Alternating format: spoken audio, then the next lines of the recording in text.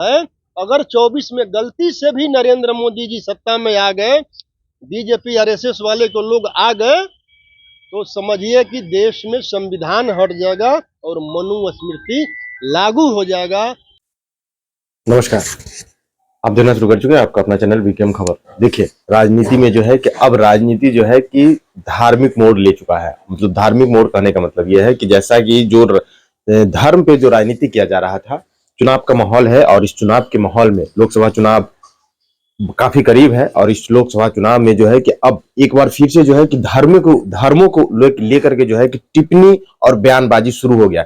जैसा कि पहले भी चल रहा था ये माहौल कि जो राजद की तरफ से राजद के जो विधायक थे फतेह बहादुर जी जो राजद के विधायक हैं, उन्होंने बोला हिंदुओं के आस्था के ऊपर जो है कि उन्होंने विवादित बयान दिया। उन्होंने ये बोला था सरस्वती माँ जो सरस्वती हैं उनके ऊपर लेकर के जो है कि उनके चरित्रों के ऊपर जो है कि उन्होंने बयान दिया था। उस बयान को लेकर के जो है कि बिहार के सियासत में यूं कहें तो घमासान मच गया। अब इस घमासान को लेकर के जो जबकि हिंदुओं के धार्मिक संगठनों से जो है कि उन्होंने यहां तक बातें बढ़ गई थी कि फतेह बहादुर की जीभ काटने तक की बात आ गई थी कि अगर जो जीभ काट के देगा उसको जो है कि 10 लाख का इनाम दिया जाएगा। और इस बात को लेकर के जो है कि अब फतेह बहादुर जब पत्रकारों के सामने आए तो पत्रकारों ने फतेह बहादुर से जो सवाल किया वो सवाल सुनिए और फतेह बहादुर ने क्या जवाब दिया। लेकिन फतेह बहादुर ने अपने बयान को लेकर के साफ तौर पे कहा कि मैं अपने बयान से पलटने वाला नहीं हूं, मैंने जो कुछ भी बोला वो सत्य है और ग्रंथों में लिखा हुआ है। फिलहाल इतना ही। देखिए आप कि फतेह बहादुर ने क्या कुछ कहा। जो वो लोग कह रहा है, मैं उस पर बोल रहा हूँ जो उन लोगों ने पूर्व में कहा है कि ब्राह्मणों के शराब में इतना दम होता है कि हम शराब दे देंगे तो मतलब भस्म हो जाएंगे।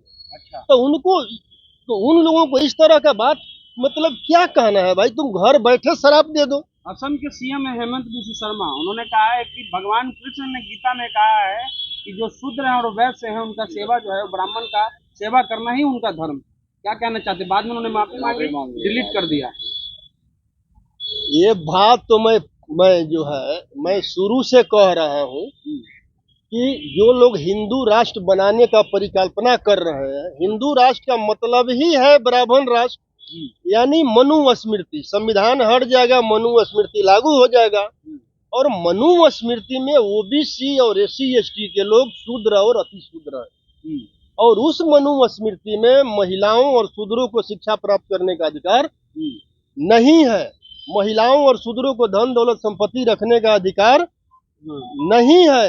महिलाओं और शूद्रों को नया वस्त्र पहनने का अधिकार नहीं है। तो ये लोग देश को जो है, अगर 24 में गलती से भी नरेंद्र मोदी जी सत्ता में आ गए, बीजेपी आरएसएस वाले को लोग आ गए, तो समझिए कि देश में संविधान हट जाएगा और मनुस्मृति लागू हो जाएगा।